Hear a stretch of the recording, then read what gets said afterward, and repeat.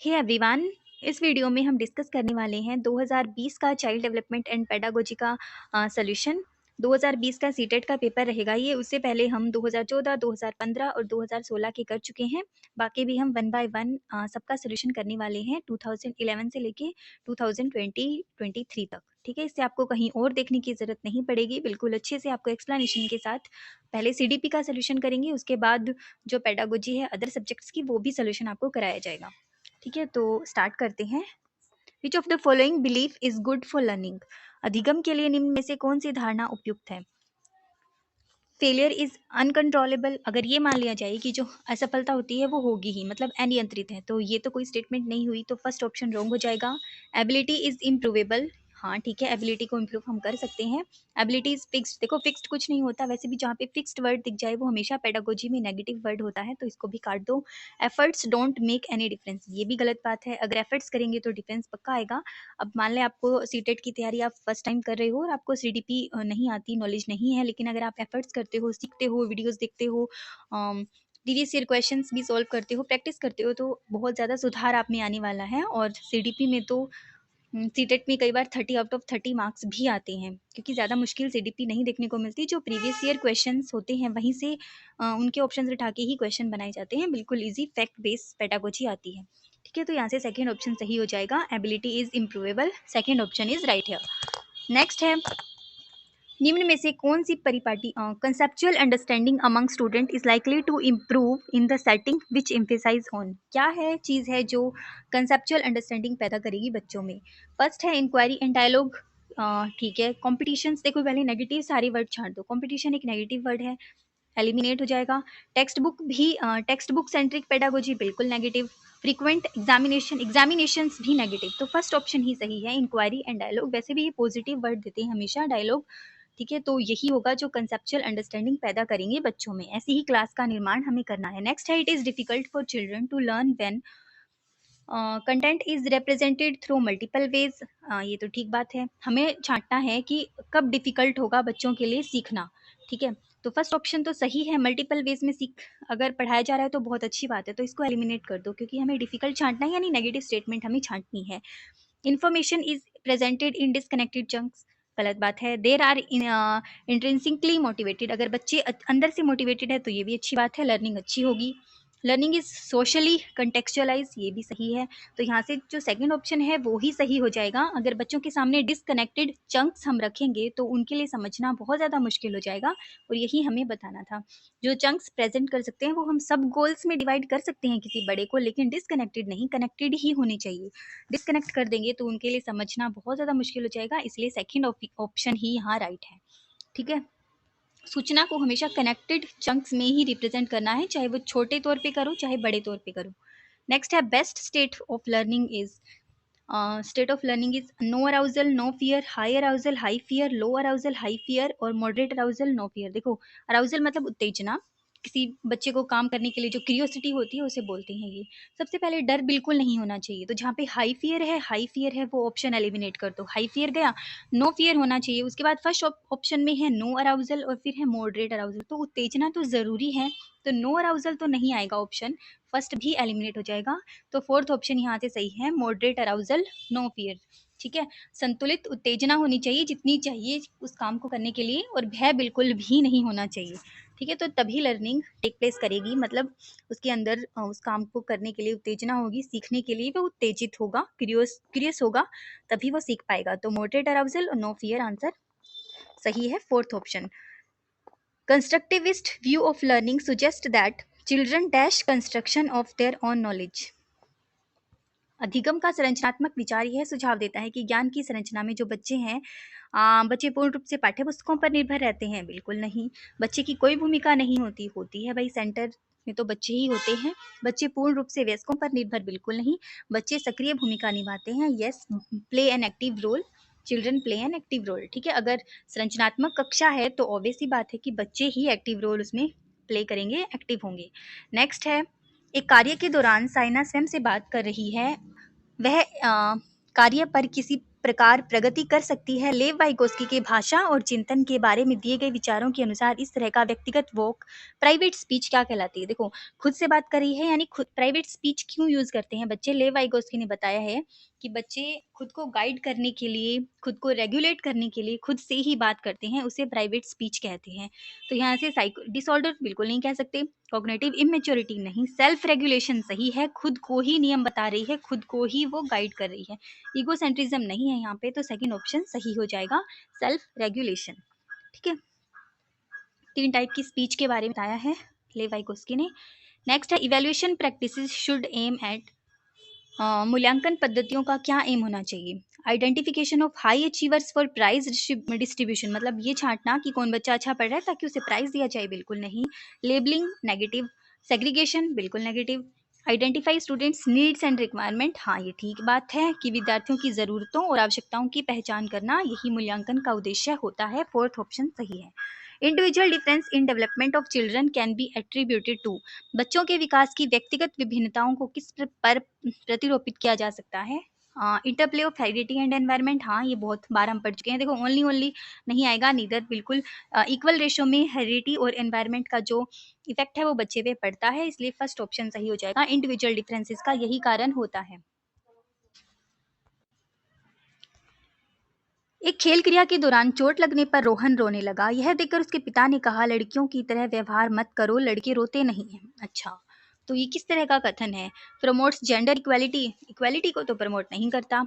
Gender stereotype बिल्कुल सही, ये तो जेंडर रूढ़िवादिता को दर्शाता है कि लड़के रोते नहीं हैं, भाई लड़कियां का ही काम है रोना, तो तुम मत रो। तो ये पक्षपात कर रहा है, रूढ़िवादिताओं को दर्शा रहा है। तो सेकंड ऑप्शन ही यहाँ से सही हो जाएगा। इन अ प्रोग्रेसिव क्लासरूम, कैसी होती है प्रोग्रेसिव क्लासरूम? जहाँ बच्चे अपने ज्ञान का खुद निर्माण करते हैं, एक्टिव रहते हैं। Student should be labelled negative, पहले काटो। अ टीचर शुड फॉलो फिक्स्ड, देखो फिक्स्ड आ गया तो हमेशा नेगेटिव ही वर्ड देता है, तो काट दो। The emphasis should be on competition, negative again. Ample opportunities should be provided for construction of knowledge, हाँ ये बात बिल्कुल सही है, ज्ञान की संरचना के लिए मौके प्रदान कर देने चाहिए बच्चों को, तभी प्रोग्रेसिव क्लासरूम का निर्माण होगा। नेक्स्ट है, एक गतिविधि के दौरान छात्रों को संघर्ष करते देख एक अध्यापिका बच्चों को संकेत और इशारे जैसे क्या, क्यों, कैसे प्रदान करने का फैसला लेती है। लेव वाइगोस्की के सिद्धांत के अनुसार यह योजना क्या है? तो आपको पता है कि बच्चों की हेल्प कर रही है वो टीचर, तो जो हेल्प गाइडेंस होती है उसे क्या नाम दिया है लेव वाइगोस्की ने? हम बहुत बार पढ़ चुके हैं, उसे नाम दिया है स्कैफोल्डिंग का। जो हेल्प, जो गाइडेंस, जो क्लूज बच्चों को दिए जाते हैं अकॉर्डिंग टीचिंग लर्निंग प्रोसेस, तो अकॉर्डिंग टू लेव वाइगोस्की वो होता है स्कैफोल्ड, तो act as a scaffold for learning. ठीक है, अगर आपने वाइगोस्की की थ्योरी नहीं देखी है और आपको समझ नहीं आती है तो आप मेरी वीडियो देख सकते हैं, आपको इतना इजीली समझ आने वाली है, बिल्कुल एक एक पॉइंट बिना कंफ्यूज किए समझाया हुआ है। नेक्स्ट है, बच्चे के समाजीकरण के संदर्भ में निम्न में से कौन सा कथन सही है? परिवार एवं family and mass media both are secondary socialisation, देखो मास मीडिया है वो सेकेंडरी में आता है, बट फैमिली तो प्राइमरी में आती है, इसलिए ये स्टेटमेंट एलिमिनेट हो जाएगी।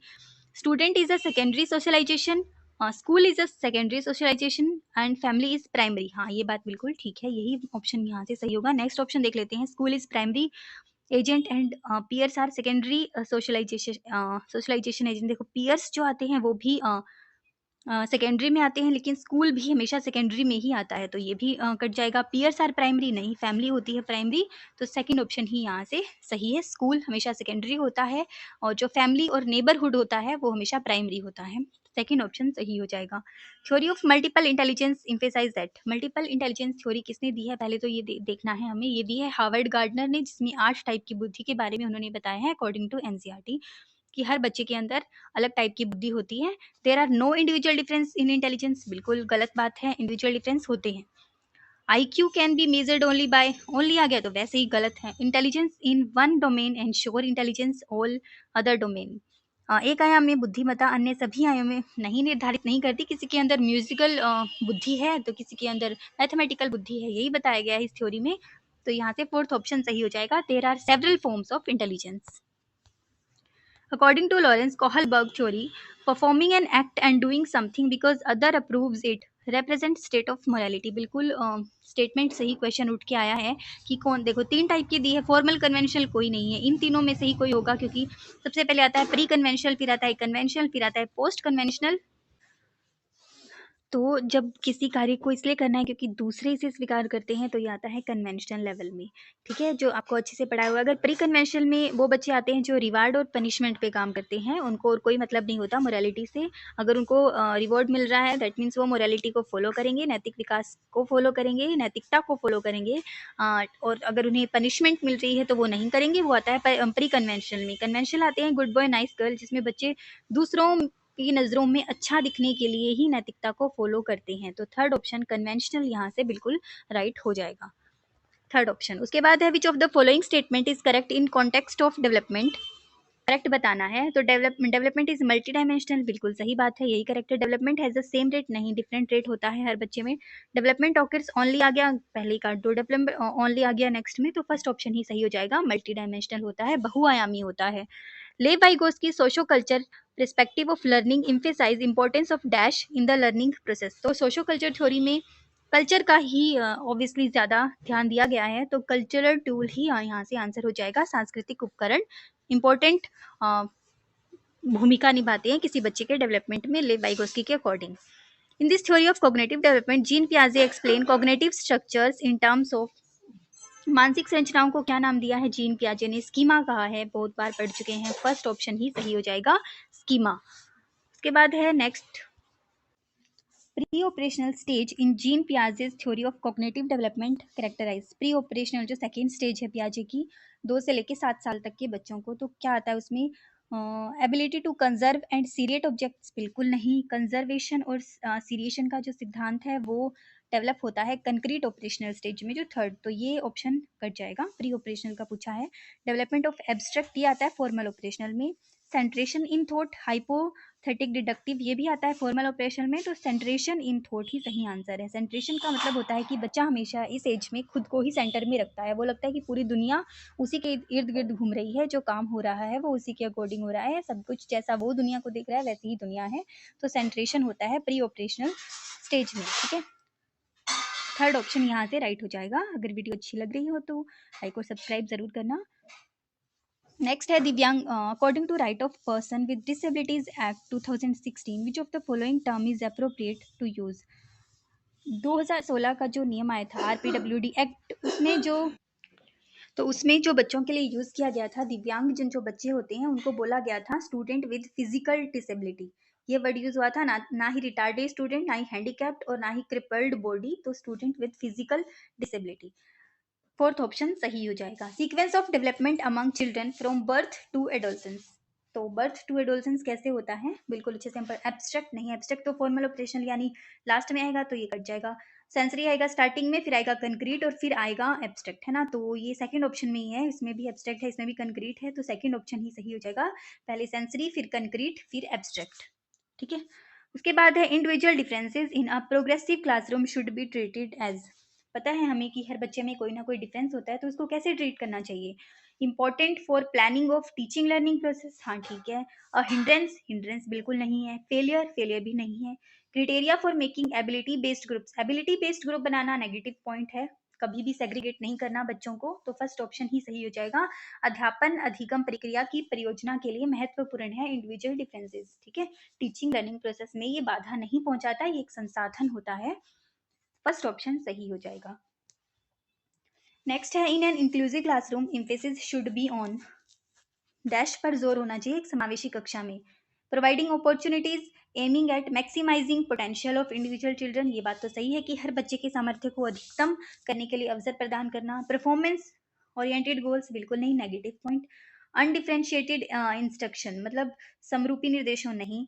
सेग्रीगेशन, बिल्कुल नहीं, तो फर्स्ट ऑप्शन ही यहाँ से सही है, सबको अपॉर्चुनिटी मिलनी चाहिए अपनी उनकी जो एबिलिटी है उसको मैक्सिमाइज करने की, तो फर्स्ट ऑप्शन ही सही हो जाएगा। नेक्स्ट है problem solving abilities can be facilitated bye, कैसे समस्या समाधान क्षमताओं को किसी बच्चे के अंदर अच्छे से इंप्रूव किया जा सकता है? जनरेटिंग फियर अमंग स्टूडेंट, बिल्कुल नहीं, डर तो बिल्कुल नहीं। Drill and practice, negative word. Encouraging fixed process, देखो फिक्स्ड आ गया, फिक्स हमेशा नेगेटिव देता है, तो काट दो।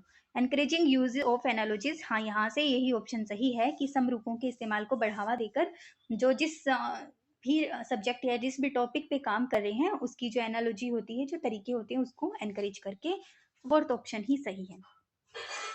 अगर आप पेडागोजी को सॉल्व कर रहे हैं तो कुछ नेगेटिव और पॉजिटिव वर्ड होते हैं, उनको हमेशा ही माइंड में रखना चाहिए, ताकि हमें वो क्वेश्चन ना आता हो तो भी हम ऑप्शंस को एलिमिनेट करके उसका जो आंसर है वो फाइंड कर सकें। उसके बाद in order to address the needs of students who are facing learning difficulties a teacher should not, मतलब टीचर को क्या नहीं करना चाहिए उन बच्चों के साथ जो लर्निंग डिफिकल्टीज रखते हैं, तो हमें नेगेटिव स्टेटमेंट छांटनी है, क्या नहीं करना है। प्रैक्टिस रिजिड स्ट्रक्चर, देखो रिजिड आ गया, ये भी एक हमेशा नेगेटिव वर्ड देता है, तो आई थिंक यही ऑप्शन सही होगा। और देख लेते हैं मल्टीपल ऑडियो विजुअलाइट्स, ये तो पॉजिटिव है। यूज कंस्ट्रक्टिव पेडागोजिकल अप्रोचेस, ये भी कंस्ट्रक्टिव भी वो पॉजिटिव है। डू इंडिविजुअलाइज्ड एजुकेशनल प्लानिंग, ये भी पॉजिटिव वर्ड है, तो फर्स्ट ऑप्शन ही सही हो जाएगा कि रिजिड स्ट्रक्चर नहीं अपनाना चाहिए, फ्लेक्सिबल स्ट्रक्चर होना चाहिए हमेशा। जटिल संरचनाएं होती है जो बिल्कुल भी चेंज नहीं की जा सकती, मतलब किसी अध्यापक का अगर कोई रूल है कि वो ऐसे पढ़ाता है तो ऐसे ही पढ़ाएगा, तो ये होता है जटिल। नहीं, उसे बच्चों के अनुसार अपनी जो लर्निंग टीचिंग है उसे चेंज करना चाहिए, अपने मेथड्स को चेंज करना चाहिए। पेडागोजी इसीलिए हम पढ़ते हैं, तो फर्स्ट ऑप्शन सही हो जाएगा। नेक्स्ट है dash is the primary identifying feature of creativity. देखो जहां भी क्रिएटिविटी आ जाए, आपको बहुत बार बताया वहां जाना है सिर्फ डाइवर्जेंट थिंकिंग के साथ, तो थर्ड ऑप्शन सही है। अगर कोई बच्चा क्रिएटिव है तो उसके अंदर होती है हमेशा डाइवर्जेंट थिंकिंग, ठीक है, थर्ड ऑप्शन सही हो जाएगा। देखते ही आंसर लगा देना, डाइवर्जेंट थिंकिंग जाता है हमेशा। In order to address learners from diverse background a teacher should, जो पिछड़े हुए विविध पृष्ठभूमियों से बच्चे आए हैं उनके साथ अध्यापक को कैसा ट्रीट करना चाहिए। Use statements that strengthen negative stereotypes, ऐसे कथनों का इस्तेमाल करना चाहिए जो नकारात्मक रूढ़िबद्ध धारणाओं को मजबूत करे। बिल्कुल नहीं, ऐसा नहीं करना, हमें नेगेटिव बताना है या पॉजिटिव। हाँ, हमें ये बताना है कि क्या करना चाहिए, तो फर्स्ट ऑप्शन एलिमिनेट हो जाएगा। Avoid talking about aspects related to diversity, विविधता संबंधी मुद्दों पर बातचीत टालनी चाहिए, बिल्कुल नहीं टालनी चाहिए, बात करनी चाहिए। Draw examples from diverse setting, use standardised assessment, standardised assessment again एक नेगेटिव वर्ड है, ये भी ध्यान रखना, तो इसको भी नहीं, इसको भी काट दो। ये सही है कि विविध विन्यासों से उदाहरण लेने चाहिए, कि बहुत सारे ऐसे लोग हैं जो पिछड़े हुए एरिया से उठ के आए हैं और बहुत ज़्यादा आगे बढ़े हैं, तो उनका एग्जाम्पल पेश करना चाहिए अध्यापकों को, तो थर्ड ऑप्शन यहाँ से सही हो जाएगा बिल्कुल। Draw examples from diverse setting, a teacher should analyse the various errors made by student on a given task because, एक अध्यापक को दिए गए किसी कार्यकलाप में छात्रों के विभिन्न त्रुटियों का विश्लेषण करना चाहिए। हाँ, विश्लेषण तो करना चाहिए कि ये गलती कहाँ करी, क्यों की, तो क्यों करनी चाहिए। Learning is solely based on correction of errors, अधिगम केवल त्रुटियों, देखो सोलली ओनली तो वैसे ही नेगेटिव देते हैं, पहले ही काट दिया करो। She can decide degree of punishment accordingly, मतलब वो पनिशमेंट डिसाइड कर सके, अच्छा तो इसको भी काटो। Understanding of errors are meaningful in the teaching learning process, और नेक्स्ट है शी कैन सेग्रीगेट करना आगे नेगेटिव, तो ये सही है बिल्कुल, टीचिंग लर्निंग प्रोसेस को समझ सके वो। Understanding the errors are meaningful in teaching, क्योंकि जो एरर्स और मिस्टेक करते हैं बच्चे, वो खिड़कियां होती हैं उनके माइंड का, उनकी थिंकिंग का, उनकी लर्निंग का, तो ये इंपॉर्टेंट होती है, ये अर्थपूर्ण होती है, ताकि उसको पता चले टीचर को कि ये गलती करी है तो क्यों करी है और इसको कैसे सुधारना है, तो थर्ड ऑप्शन सही हो जाएगा। Motivation to learn can be sustained by, अधिगम की अभिप्रेरणा को किस प्रकार कायम रखा जा सकता है, मतलब मोटिवेट कैसे रखा जा सकता है बच्चे को हमेशा। रोट मेमोराइजेशन नहीं, अगर रोट मेमोराइजेशन है तो मोटिवेट कैसे होगा। पनिशिंग बिल्कुल नहीं। Focusing on mastery oriented goals और giving very easy task to children, तो यहाँ पे थोड़ी सी कंफ्यूजन बच्चों को हो सकती है कि बच्चों को बहुत आसान क्रियाकलाप देकर या फिर focusing on mastery oriented goals यानी प्रवीणता अभिमुखी लक्ष्यों पर जोर देकर, तो यहाँ से जो ऑप्शन सही बनेगा वो बनेगा fourth, giving very easy task to children. यहाँ से थोड़ी सी कंफ्यूजन हो गई थी, सीटेट को भी, मतलब इस क्वेश्चन पे ऑब्जेक्शंस हुए थे थर्ड ऑप्शन और फोर्थ ऑप्शन पे, तो यहाँ से जो ऑप्शन माना गया वो था fourth, giving very easy task to children, ठीक है। बट मुझे लगता है इसका आंसर थर्ड ही होना चाहिए, focusing on mastery oriented goals, third option यहाँ से सही बनता है मेरे हिसाब से। तो इस क्वेश्चन में थोड़ी सी कंफ्यूजन है, अगेन इसको देखना पड़ेगा। नेक्स्ट है शेम, मतलब शर्मिंदगी क्या होती है। Should be generated frequently in teaching learning process, मतलब वो शर्मिंदगी के भाव को अध्यापन अधिगम प्रक्रिया में बारंबार पैदा करना चाहिए, क्यों करना चाहिए, बिल्कुल नहीं करना चाहिए।